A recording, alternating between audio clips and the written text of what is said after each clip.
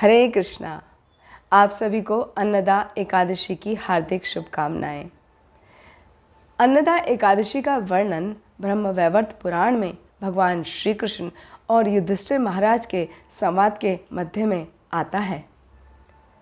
एक बार युधिष्ठिर महाराज भगवान श्री कृष्ण से पूछने लगे, हे भगवान श्री कृष्ण, भाद्रपद मास के कृष्ण पक्ष में आने वाली एकादशी का नाम क्या है? कृपया करके आप विस्तार पूर्वक इसका वर्णन करिए। भगवान श्री कृष्ण कहने लगे, हे राजन, ध्यानपूर्वक सुनिए। सभी पापों को नष्ट करने वाली इस एकादशी का नाम अन्नदा एकादशी है और इसको अजा एकादशी भी कहा जाता है। इस व्रत का पालन करके जो कोई भी व्यक्ति भगवान ऋषिकेश की पूजा करता है वह सभी प्रकार के पापों से मुक्त हो जाता है। और ये कथा हरिश्चंद्र नामक सम्राट से संबंधित है। हरिश्चंद्र राजा जो अयोध्या के प्रसिद्ध सूर्यवंशी राजा थे और वो सत्यवत मुनि के पुत्र थे।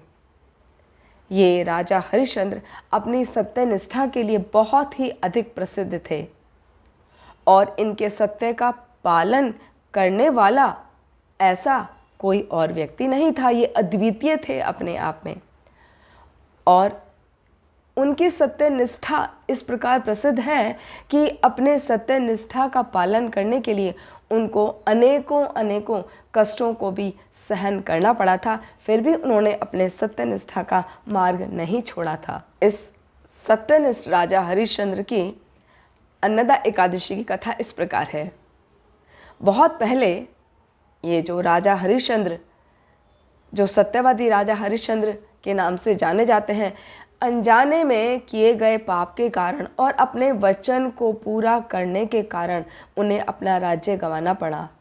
यहाँ तक कि उन्होंने अपना राज्य भी सब सौंप दिया था और अपनी पत्नी, अपनी पुत्र को भी उनको बेचना पड़ा था, सिर्फ सत्य का पालन करने के लिए। उनकी ऐसी स्थिति हो गई थी कि एक बार सत्य का पालन करने के लिए ही उनको एक चांडाल के हाथ में बिकना पड़ा और उसका सेवक बनकर रहना पड़ा। फिर भी उन्होंने सत्य की राह कभी नहीं छोड़ी। उस चांडाल के आदेश पर ही वो दिन भर शमशान घाट में मजदूरी करते और राजा हरिश्चंद्र मृत शरीर जो भी आते थे उनके वस्त्रों को इकट्ठा किया करते थे और उस चांडाल को दिया करते थे। इस प्रकार एक शूद्र का काम करते हुए भी वो कभी भी सत्य से डिगे नहीं। उन्होंने सदैव सत्य का पालन किया, सदैव सत्यवादी ही रहे और अपने इस आचरण के कारण उनका कभी भी पतन नहीं हुआ। इस तरह उन्होंने बहुत वर्ष बिता दिए।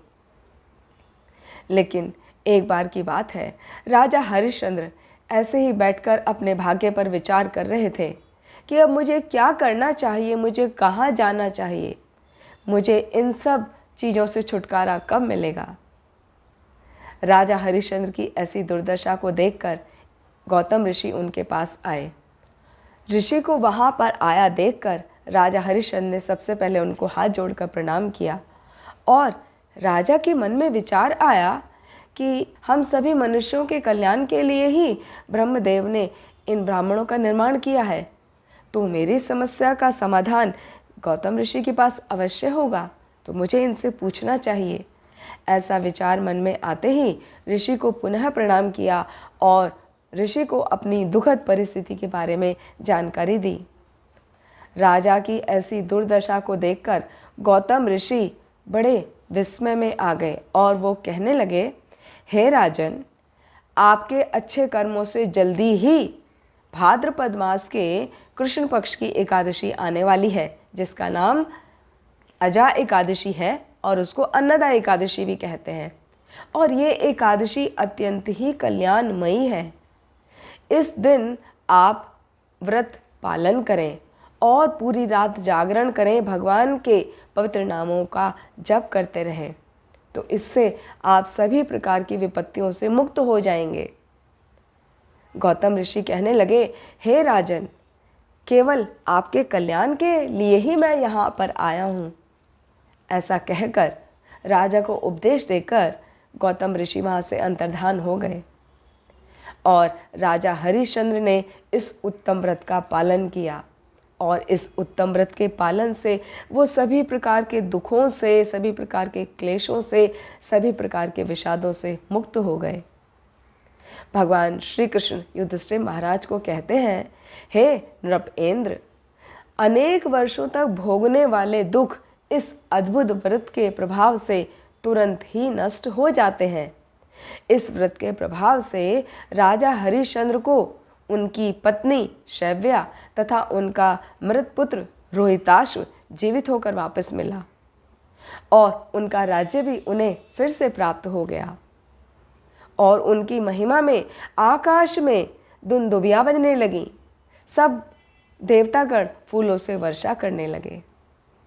इस प्रकार अनेक वर्षों तक राजा हरिश्चंद्र ने राज्य का पालन किया और अनेक वर्षों के पश्चात राजा हरिश्चंद्र, उनके संबंधी गण और उनकी प्रजागण सभी भगवत धाम को प्राप्त हुए। क्योंकि वो सत्यवादी थे तो वो कल्याणकारी कार्यों में लगे रहते थे, सत्यनिष्ठ थे।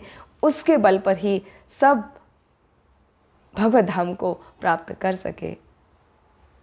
भगवान श्री कृष्ण कहते हैं, हे युधिष्ठिर महाराज, जो कोई भी इस अजा एकादशी के व्रत का पालन करता है उसे आध्यात्मिक जगत की प्राप्ति होती है और जो कोई भी इस व्रत की कथा के महात्म्य को श्रद्धा से सुनता है अथवा पढ़ता है उसे अश्वमेध यज्ञ करने का पुण्य प्राप्त होता है।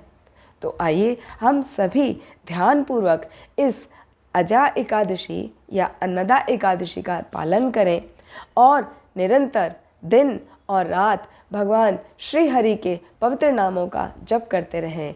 हरे कृष्ण कृष्ण कृष्ण हरे हरे, हरे राम राम राम हरे हरे। एक बार फिर आप सभी को अन्नदा एकादशी की हार्दिक शुभकामनाएं। हरे कृष्ण।